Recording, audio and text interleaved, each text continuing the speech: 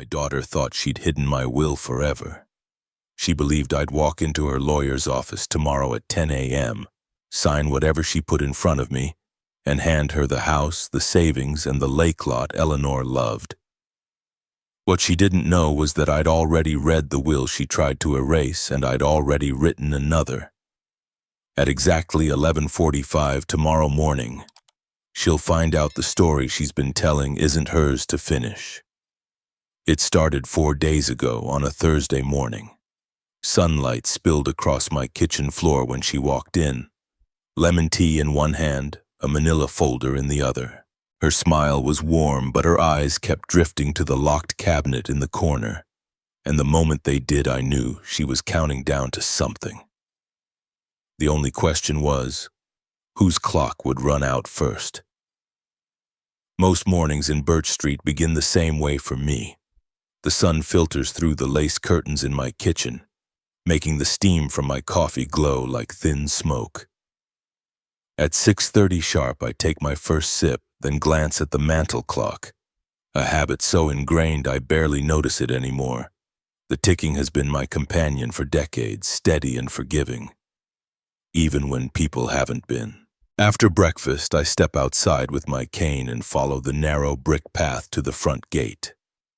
The air smells faintly of pine from the big tree by the driveway. Neighbors wave as they pass. Tom with his old Labrador, Mrs. Green watering her roses, the mailman who slows down just enough for me to meet him halfway. It's a small ritual, but it reminds me I still belong here. My home isn't grand, but every corner has its history. The dining table still has a scratch from when David, my grandson, tried to build a toy boat inside.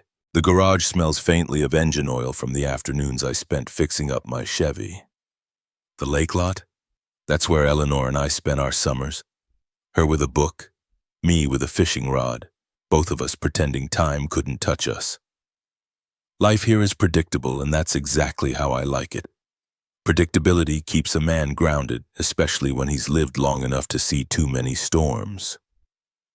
But that morning, as I sat in my workshop sanding the base of a small clock, I felt it, a shift.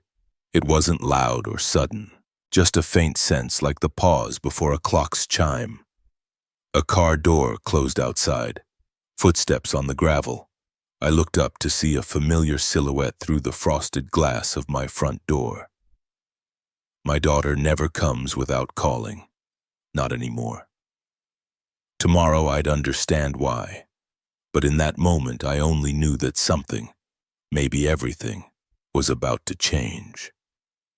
She stepped inside with the kind of cheer that feels rehearsed. "Dad, you look great," she said, her voice just a little too bright. She set the lemon tea on the counter, then placed that slim folder on the table like it was nothing at all. Her eyes moved quickly as if she were taking inventory. They lingered on the mantel clock, the framed photo of Eleanor, the brass key hanging on the wall. I noticed her glance at the locked cabinet in the corner, where I keep important papers, before she looked back at me with a smile that didn't quite reach her eyes. We made small talk, but it felt off. She asked about my health, whether I'd been dizzy lately, if I'd had any falls. She even asked how often the neighbors stopped by. The questions came too close together, too deliberately. Then she mentioned a wonderful opportunity, a new senior living place across town. Peaceful, safe, all meals included. "You'd love it there, Dad. No more chores, no more worries." She said it casually, but I could feel the weight under her words. While she spoke, her hand brushed the edge of the folder on the table. Not a nervous habit, more like reassurance, like she was making sure it was still there. I asked what was inside. She smiled. "Just some forms to make things easier. We can talk about it later." When she turned to pour the tea, I noticed her bag on the chair, half open. Inside, a corner of a manila envelope peeked out, marked with the seal of my lawyer's office. My lawyer, not hers. The clock on the mantel chimed 10.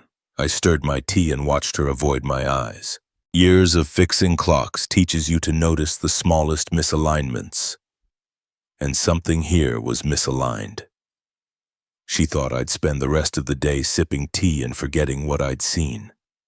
She didn't know that the moment her eyes flickered to that cabinet, she started a countdown she couldn't stop. I let the silence stretch while we drank our tea. She filled it with chatter about her kids, her work, the weather, anything but the folder on the table. Finally, I leaned back, crossed my arms, and asked, "So what's really in there?" Her smile froze for half a second. "Just paperwork, Dad, nothing urgent." She reached for the folder, but I didn't move to stop her. Sometimes letting someone think they're in control is the easiest way to keep the upper hand. "I saw an envelope from Mitchell and Hayes," I said, naming my attorney's firm. "Odd place for it to be in your bag." Her eyes flicked away. "I was helping them organize some things for you. You've been busy, and you thought you'd save me the trouble?" I finished. My tone was calm, but the pause between us felt heavier than lead. She took a breath. "Dad, there's a lot to think about at your age. We just want to make sure everything's in order. So when the time comes, there's no confusion." When the time comes, I'd heard those words before from doctors, from insurance agents. But from my own daughter, with my lawyer's envelope in her bag, they rang differently. I set my cup down and asked, "And what would you do if you found a will that didn't say what you wanted it to?" Her hand froze halfway to her mouth. "What's that supposed to mean?" "Just a question." I gave a slow shrug. "Hypothetically." She forced a laugh, but it sounded thin. "Then I'd talk to you about it, of course." I nodded as if satisfied, but in my chest a different kind of clock had started ticking. One that would run out before she even knew it had started. She thought she could hide the will. What she didn't know was that I'd read it weeks ago, and I already knew exactly how I'd rewrite my last chapter. That night, I didn't sleep. The way she'd held that folder, the way her voice cracked when I mentioned the will. It all rattled in my head like loose gears in an old clock. Around midnight, I got up and went to my study. The cabinet key was right where it always was, tucked behind the frame of Eleanor's photo. I opened the drawer, and sure enough, my copy of the will was gone. In its place was a neatly stacked pile of unrelated documents, tax records, old letters meant to make me think nothing was missing. I sat in the dim light for a long time, letting the truth settle in. She wasn't just helping me get my affairs in order. She was rearranging them entirely. By morning, I had my confirmation. Frank Delaney, my old friend and retired attorney, called after I left him a late-night message. He'd heard whispers my daughter had been seen visiting another lawyer in town. The rumor was she'd been asking about amendments to existing wills, specifically how to file one quickly if the original was misplaced. Frank didn't mince words. "Walter, she's setting you up. If she gets her version filed and you're not in the state to contest it, it could stick." The air felt colder, even in my own kitchen. This was no misunderstanding. She was moving fast and I was running out of time. But here's the thing about time. I've spent my life keeping it, repairing it, understanding it. And I knew I still had enough to turn the gears my way. I asked Frank to meet me at his office that afternoon. By the time I walked out, I had a freshly drafted will, signed, witnessed, and notarized, locked away in a place she would never think to look.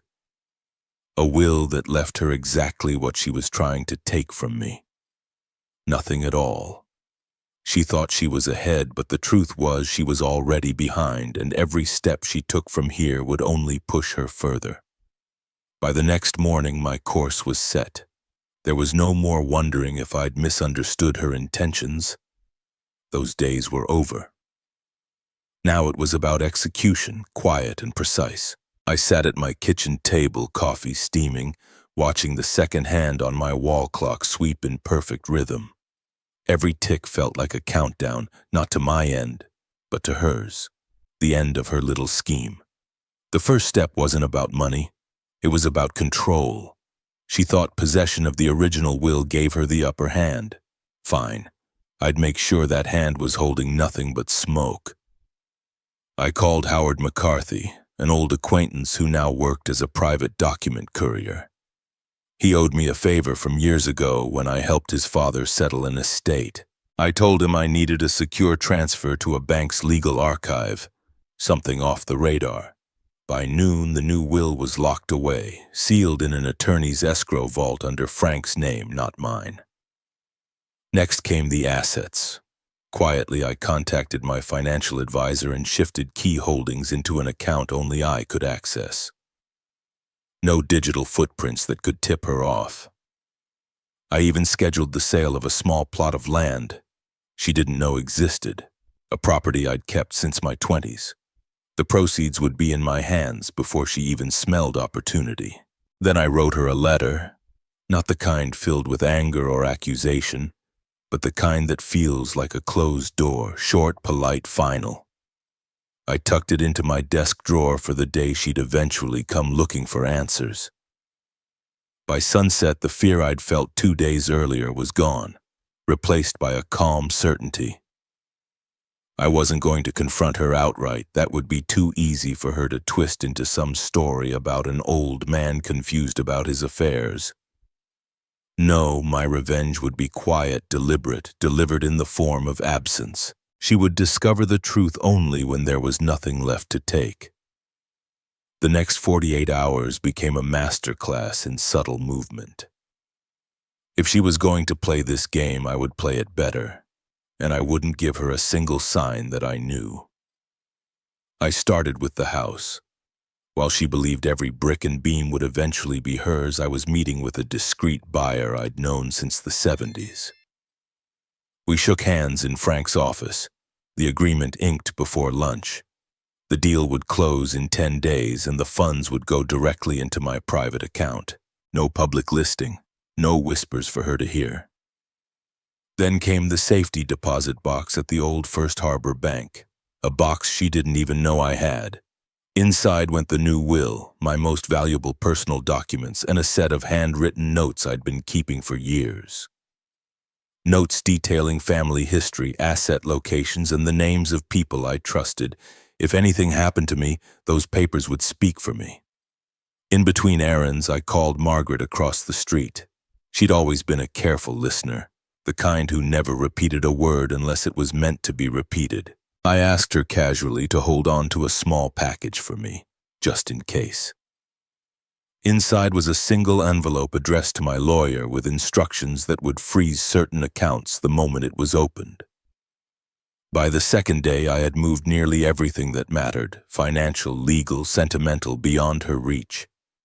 And yet, when she called that evening, her voice dripping with the kind of forced sweetness only guilt can bring, I kept mine warm and steady. "Of course, dear," I said when she suggested visiting again in a few days. "We can go over some papers together."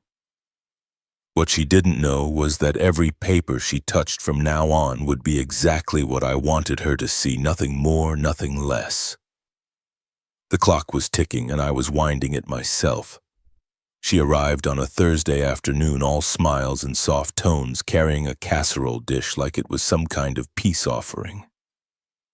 But I could see it in her eyes, the glint of someone who believed she was about to seal her win. We sat in the living room. The air felt still, heavy like a stage just before the curtain rises. She began with small talk, asking about my health, my walks to the post office, whether I was still keeping up with my clock repairs. Then almost seamlessly she shifted. "You know, Dad," she said, leaning forward, "it might be time to get your affairs in order, just so there's no confusion later on." Her words were wrapped in concern, but her fingers told the truth.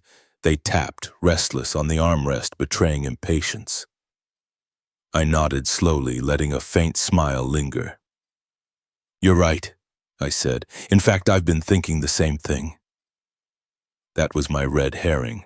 The moment she relaxed, shoulders easing, as if she had just confirmed her victory. She pulled out a manila folder, papers neatly stacked inside. "These are just drafts," she said. "We can make adjustments together." I took the folder, leafing through slowly. The wording was careful, but it all led to one place, her holding control of the estate. She spoke softly as she explained each section, her tone almost rehearsed. I didn't challenge a single line. I nodded, asked a few harmless questions, even signed one acknowledgement page she slid across the coffee table, just a generic confirmation of receipt. Her eyes lit up. She thought the hook was set. When she left that day, she believed she had nudged me onto her path. What she didn't realize was that the path she'd laid out was already rerouted, and she was walking straight into my design. The real confrontation hadn't happened yet. This was just the dress rehearsal. 2 days later, she called again, her voice almost trembling with anticipation. "Dad, I've arranged for us to meet with my attorney on Monday morning. We can finalize everything." Perfect. That weekend, I made my final moves. Early Saturday, I visited Frank, my old friend and former attorney. In his office behind a locked door, we reviewed the real will one last time. Everything was clean, airtight, signed, and notarized. In it, she received nothing but a single keepsake, a photo of us from her childhood, and the rest was distributed to charities, close friends, and a trust she could never touch.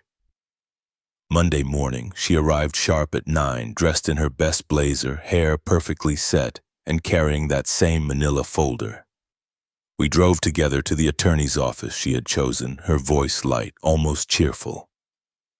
She thought this was the day she secured her future. Inside, we sat across from her lawyer, a man in his 40s with polished shoes and a polite smile. She handed him the folder and he began reading through the documents with me. Every so often, he'd pause and explain, his words deliberately gentle as though speaking to someone frail. I nodded along, played the part. Then came the signature pages. She slid the pen toward me with that same triumphant glimmer in her eyes. I signed each page. But here's what she didn't know. Every final document she had prepared had been replaced. Frank and I had swapped them earlier that morning when I forgot my reading glasses and excused myself to step outside. The stack she presented was now nothing but blank signature templates bound to a harmless placeholder agreement. When I handed the folder back, she looked satisfied, as if the deal was sealed. She didn't even notice the subtle smirk in Frank's eyes as he shook her lawyer's hand. She had just walked out believing she owned the clock, but she was holding nothing but an empty frame. The moment we stepped out of that office, the winter air felt lighter on my skin. She was chatting about next steps and how things would be easier now, her words spilling like she was already spending what she thought she had secured. I let her talk. I even agreed here and there, just enough to keep her steady on the path I'd set for her. We stopped for lunch at her suggestion, a little cafe downtown. She ordered for both of us without asking, a habit she'd picked up lately, as if she was already the one making my choices. Halfway through the meal, my phone buzzed, a text from Frank. "It's done, safe and sealed." I slid the phone back into my pocket and smiled into my coffee. She still had no idea that the finalized will in her possession was nothing but legal fluff. No authority, no inheritance, no control. My real will was locked in Frank's safe, witnessed, notarized, and filed in a way that would make it unbreakable in court. By the time she discovered the truth, every asset would have been moved into the trust. The house, the savings, even the little things with sentimental value, they were all accounted for and placed beyond her reach. When she dropped me back home, she hugged me a little too tightly, whispering, "You've made the right choice, Dad." I patted her shoulder and said, "Time has a way of putting things where they belong." That night, I sat in my workshop, oiling the gears of a brass mantel clock. The steady tick was the only sound in the room, a rhythm older and wiser than both of us. I wasn't just free, I was untouchable, and she wouldn't realize it until it was far too late to change a thing. She thought she had trapped me, but the truth was, I had already walked away from her net, leaving it swinging in the wind. It was 3 weeks later when the storm finally broke. I was sitting on the porch with a mug of black coffee, the winter sun low on the horizon, when I saw her car speed up the street. She didn't park neatly. She stopped half in my driveway, half in the road. The car door slammed and she came marching up the steps with a manila folder in one hand and fire in her eyes. "You think this is funny?" she snapped, holding the folder out like evidence.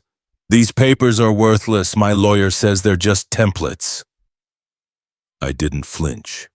I set my mug down, leaned back in the chair, and let her words tumble into the cold air. "Where's the real will, Dad?" she demanded. "Do you have any idea how much time I wasted, how much I—" She stopped herself, realizing that the next words might expose more than she wanted. I stood slow and deliberate and walked inside without a word. A minute later, I returned with a small, sealed envelope. Her eyes locked on it, hungry. I placed it in her hand. She tore it open. Inside was a single photo, her at 6 years old, sitting on my lap, holding the first clock I'd ever restored for her. Written on the back, "Time tells the truth." Her face paled. "That's all?" she whispered. "That's everything," I said. "You can't steal what was never promised to you, and you can't rewrite the hours you've already wasted." For a long moment she stood there, the wind catching her hair, her mouth opening and closing without sound. Then, without another word, she turned, walked back to her car, and drove off. The tick of the porch clock followed her down the street, steady, calm, final. She came here expecting victory. She left with nothing but time she could never get back. When her car disappeared around the corner, the silence felt like a curtain dropping after a long, exhausting play. I stood there for a moment, letting the cold air fill my lungs before going back inside. Frank was already at the kitchen table, flipping through the morning paper. He looked up with that knowing smile. "She found out?" I nodded. "Today." He chuckled low, the kind of laugh a man gives when the ending turned out exactly as planned. "And the trust?" "Sealed," I said. "Irrevocable. She'll never touch a cent unless she remembers how to earn it herself." Frank set down the paper. "Then you did it right. You didn't just keep your freedom.